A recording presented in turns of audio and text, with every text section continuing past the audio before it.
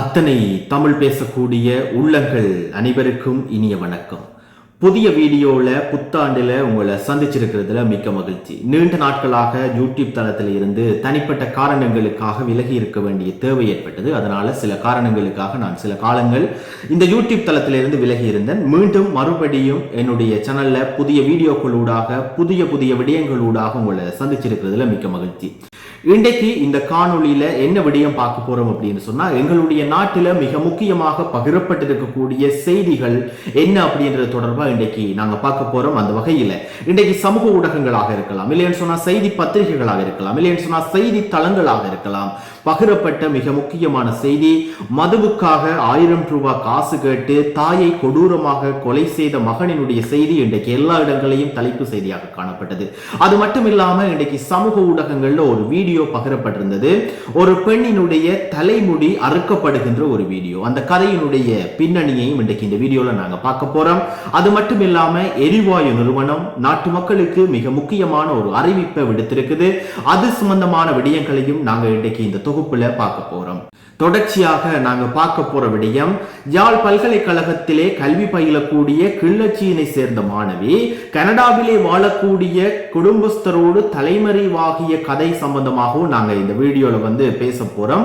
அது மட்டும் இல்லாம அஸ்வசம கொடுப்பனவு தொடர்பான 2ஆம் கட்டத்திற்கு விண்ணப்பிக்கக்கூடியவர்களுக்கான மிக முக்கியமான செய்தி ஒன்று வெளியாக இருக்கிறது. அது சம்பந்தமான விரிவான செய்தியையும், அடுத்ததாக யாழ் போதனா வைத்தியசாலையிலே ஒரு நெகிழ்ச்சி சம்பவம் இன்றைக்கு இடம்பெற்றிருக்கிறது. ஒரு தாய் 10 வருடங்கள் பிறகு 4 குழந்தைகளை பெற்றிருக்கக்கூடிய ஒரு சம்பவமும் இன்றைக்கு பதிவாகி இருக்கிறது. இத்தனை விடயங்களையும் உள்ளடக்கியதாக இன்றைய செய்தி தொகுப்பு இருக்க போகிறது.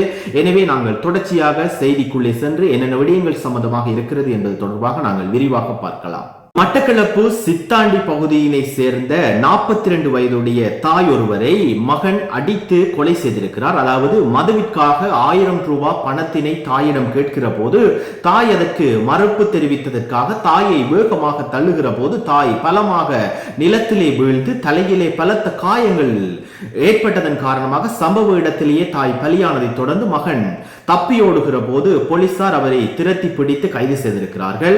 இது தொடர்பான மேலதிக விசாரணைகளை போலீசார் மேற்கொண்டு கொண்டு வருகிறார்கள்.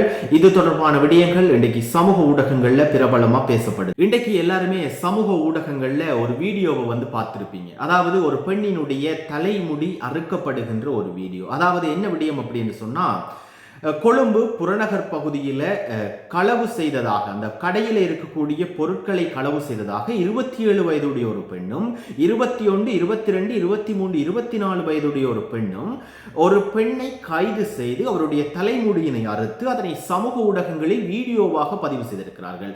இந்த வீடியோ போலீசாரிடம் சென்றடைந்ததை தொடர்ந்து அந்த 5 பெண்களுக்கும் போலீசார் கடுமையான எச்சரிக்கை விடுக்கப்பட்டதோடு அவர்களை சிறையில் அடைத்து விளக்கமறியலில் வைக்க நீதிமன்றம் உத்தரவிட்டு இருக்கிறது. இந்த வீடியோ இன்னைக்கு சமூக ஊடகங்கள்ல பலதரப்பட்ட விமர்சனங்களை ஏற்படுத்துறதோட இது ஒரு அடக்குமுறை சார்ந்த விடயம் என்கின்றதையும் பிரதிபலித்து இன்றைக்கு பல செய்தித்தளங்கள் இன்றைக்கு இந்த செய்தியை எடுத்து பேசிக்கொண்டிருக்குது. இன்றைக்கு இன்னும் ஒரு விடயத்தை சமூக வலைத்தளங்களையும் செய்தித்தளங்களையும் பார்க்கக்கூடிய மறந்தது. யாழ் பல்கலைக்கழகத்திலே கல்வி கற்கக்கூடிய ஒரு மாணவி கனடாவிலே இருக்கக்கூடிய குடும்பஸ்தரோடு தலைமறைவாகி இருக்கிறார். அதாவது கிள்ளச்சியினை சேர்ந்த 23 வயதுடைய இந்த பெண் யாழ் நல்லூரினுடைய பகுதியை சேர்ந்த ஒரு இளைஞனை காதலித்திருக்கிறார். பிரபல வர்த்தகரினுடைய மகன் என்று சொல்லப்பட்டிருக்கிறது.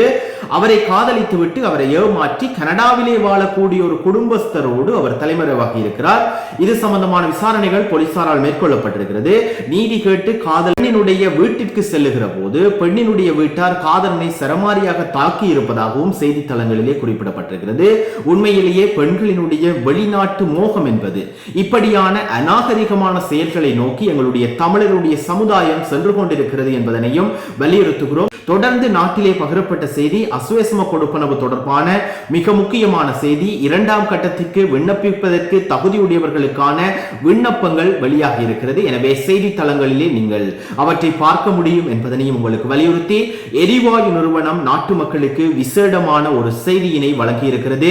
மே மாதத்திற்கான எரிவாயு தாராளமாக வழங்கப்படும் என்று சொல்லியும் 16ஆம் தேதியிலிருந்து எரிவாயு தடையின்றி விநியோகிக்கப்படுகிறது என்று சொல்லியும் இதுவரைக்கும் 20,500 மெட்ரிக் டன் எரிவாயுகள் நாட்டில் கையில் இருப்பதாகவும் இன்னும் 17,500 மெட்ரிக் டன் எரிவாயுக்கள் நாட்டிற்கு கொண்டு வரும் என்று சொல்லியும் லிட்ரோ எரிவாயு நிறுவனம் மக்களுக்கு மிக முக்கியமான அறிவிப்பை விடுத்திருக்கிறது. இன்றைக்கு இன்னும் ஒரு செய்தி பகிரப்பட்டது. யாழ் போதனா வைத்தியசாலையில 10 ஆண்டுகளுக்கு பிறகு ஒரு தாய் 4 குழந்தைகளை ஒரே பிரசவத்தில் பெற்றெடுத்திருக்கக்கூடிய ஒரு சம்பவம் இன்றைக்கு பேசப்பட்டது. 2 ஆண் குழந்தைகள் 2 பெண் குழந்தைகளாக சேர்த்து மொத்தம் 4 குழந்தைகளை ஒரே நேரத்தில் ஒரே பிரசவத்தில் பெற்றெடுத்திருக்கிறார். அந்த 4 குழந்தைகளும் சுகமாக இருப்பதாக வைத்திய வட்டாரங்கள் செய்தி தெரிவித்திருக்கின்றன.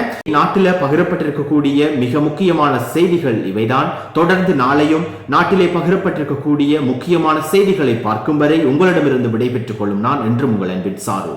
நன்றி.